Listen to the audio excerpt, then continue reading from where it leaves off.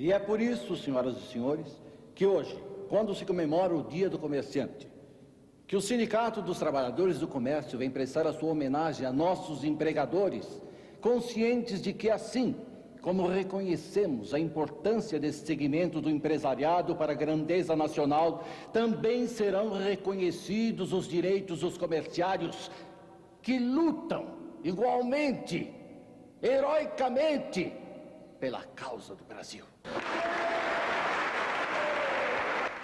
E aproveitando a oportunidade, quero agradecer a presença de pessoas tão ilustres como o digníssimo delegado regional do trabalho, do secretário estadual do trabalho e do presidente da Associação Comercial.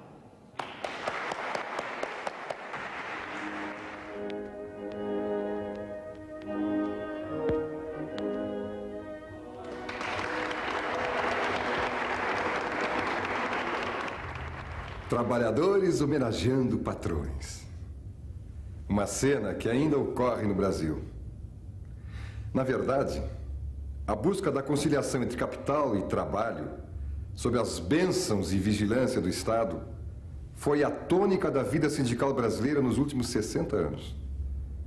Uma história que começa em 1930 e que precisa ser conhecida por todos que lutam pelos direitos dos trabalhadores.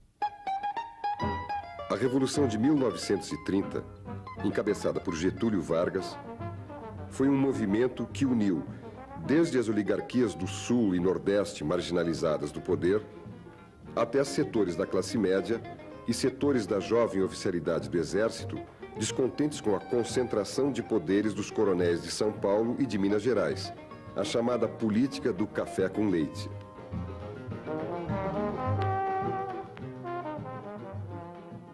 Aos poucos, a Revolução de 30 foi afirmando a concepção de que, para vencer o atraso e decadência econômica do país, era necessário um Estado forte e autoritário, capaz de promover a industrialização e o desenvolvimento.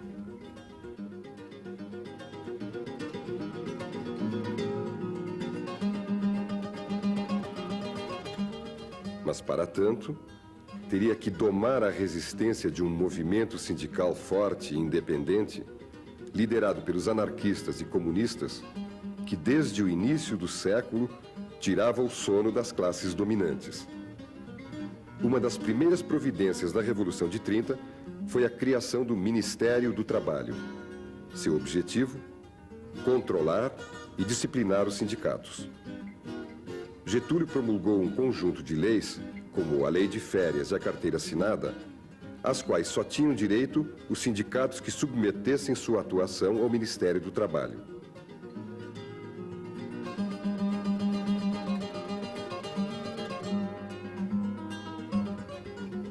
Em 1935, Getúlio esmaga uma rebelião de esquerda contra seu governo, conhecida como Intentona Comunista. Aproveita para prender os líderes sindicais que ainda resistiam ao controle do Ministério do Trabalho. 2 anos mais tarde, em 37, Getúlio cancela as eleições presidenciais e dá um golpe, proclamando o Estado Novo, à semelhança do regime fascista da Itália de Mussolini. As ideias sobre a organização da sociedade brasileira, que desde 1930 estavam germinando, encontram, enfim, seu modelo ideal. Pouco depois da decretação do Estado Novo, Getúlio promulga a Consolidação das Leis do Trabalho, a CLT, inspirada na Carta del Lavoro, que regulamentava a ação sindical na Itália de Mussolini. Por trás dessa lei, escondia-se toda uma concepção sobre a vida social. E para a desgraça dos trabalhadores brasileiros, a CLT sobreviveu ao seu criador, chegando até os dias atuais.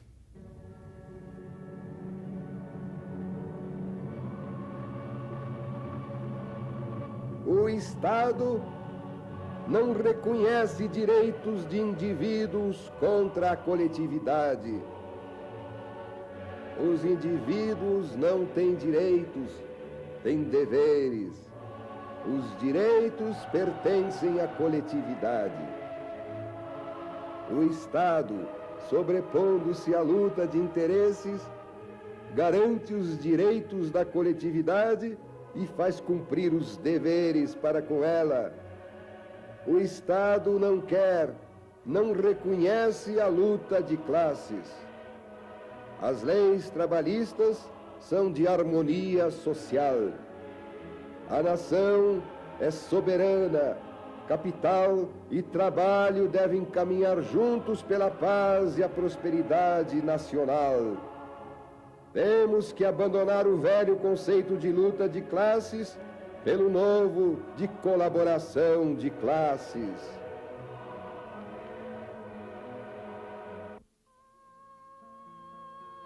A colaboração de classes, celebrada em manifestações patrióticas, estava estruturada em uma concepção social chamada corporativismo, com base, entre outras ideias, nas teorias do filósofo francês Auguste Comte.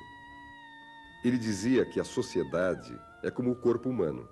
Os braços e as pernas são os trabalhadores, o tronco é o capital e o Estado é a cabeça, todos vivendo harmoniosamente. A estrutura sindical derivada desta concepção coloca o Estado acima de tudo. O Ministério do Trabalho passa a controlar a vida dos sindicatos nos mínimos detalhes. E a Justiça do Trabalho é que decide sobre as reivindicações dos trabalhadores. Os trabalhadores são divididos em categorias profissionais sem nenhuma possibilidade de se articularem. Dessa forma, é eliminada a ideia de que fazem parte de uma só classe, com interesses opostos aos dos patrões. Então, foi assim, desse jeito, que eles acabaram fazendo uma coisa inédita. Um sindicato de trabalhador que não precisa de trabalhador para funcionar. Pela CLT, o presidente do sindicato, esse pelego que já nosso conhecido, ele tem poder absoluto, é um ditador absoluto. Ele pode, numa campanha salarial, por exemplo, convocar uma assembleia pelo Diário Oficial. E pode convocar essa assembleia justamente na hora do expediente dos trabalhadores. Quer dizer, ele não precisa de mobilização, não precisa de nada. Depois, na hora H, ele acaba acatando a decisão da Justiça do Trabalho e, ó, acabou a campanha. Vai. Em consequência dessa prática, os salários pagos aos trabalhadores brasileiros estão entre os mais baixos do mundo, inferiores até ao de países bem menos desenvolvidos, como a Bolívia e o Paraguai.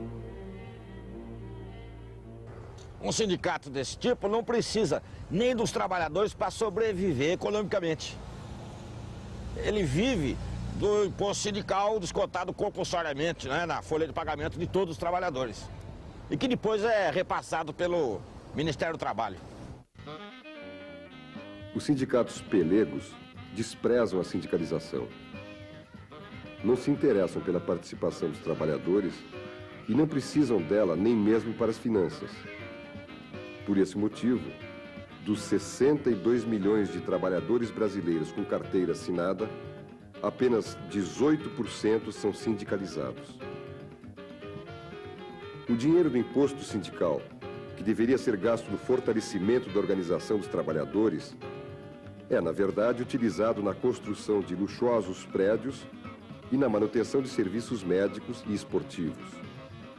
Assim, os sindicatos transformaram-se em uma mistura de repartição pública e organismo de assistência social.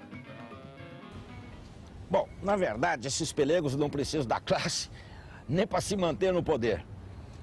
Pela CLT, o presidente do sindicato tem um total e absoluto controle do processo eleitoral. E mesmo assim, com todo esse poder, se ele perder as eleições, ele pode contar ainda com o Ministério do Trabalho, que pode anular o pleito, pode impugnar a chapa da oposição e dar a vitória ao perdedor. Mas, felizmente, esse dispositivo não existe mais. Mas, mesmo assim, eles não desistem. Eu conheço sindicato que já está alterando seus estatutos para a diretoria ficar 10 anos no mandato, com um mandato de 10 anos. Alguns exemplos desse tipo de sindicalismo. Arnaldo Rodrigues, presidente do Sindicato dos Trabalhadores da Construção Civil do Rio de Janeiro há 38 anos. Mata Roma, presidente do Sindicato dos Comerciários do mesmo estado há mais de 20 anos. Não é por acaso que essas duas categorias estão entre as de menor poder aquisitivo em todo o país. Este é o resultado da colaboração de classes. É mole ou quer mais? Por tudo isso, o sindicalismo que prega a harmonia entre as classes sociais não passa de um espetáculo, onde os patrões e o governo tocam e cantam e os trabalhadores dançam. E o pior é que, mesmo depois do fim da ditadura getulista, esta mesma música continuou sendo executada. Em 1945, o Estado Novo é derrubado. É eleita uma Assembleia Constituinte. E, apesar dos ventos democratizantes, os deputados eleitos são, na maioria, conservadores. Mudam as leis do país, mas a CLT não é tocada. Os deputados que representam os interesses das classes dominantes não acham necessário. Golpe de 1964. Toda a ordem jurídica do país é alterada, mas a CLT permanece. Afinal, graças a ela, a ditadura intervém em mais de 2.000 sindicatos, colocando velhos pelegos no lugar de autênticas lideranças sindicais. No início da década de 80, quando o movimento sindical reiniciava sua caminhada, o governo recorre novamente à CLT para caçar e prender os dirigentes grevistas. Passados mais de 50 anos, a CLT e a estrutura sindical corporativista ainda sobrevivem, alimentando um tipo de sindicalismo que tenta conciliar classes sociais com interesses totalmente opostos. Vejam, Consolidação das Leis do Trabalho, artigo 514. São deveres dos sindicatos colaborar com os poderes públicos no desenvolvimento da solidariedade social, promover a conciliação nos dissídios de trabalho. Até quando esta música continuará a tocar?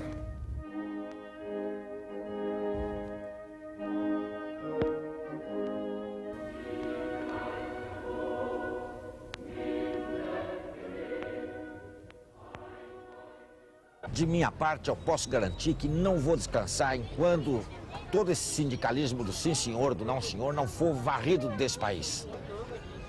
E que um sindicalismo de verdade, autêntico e de luta não tome finalmente o seu lugar no Brasil.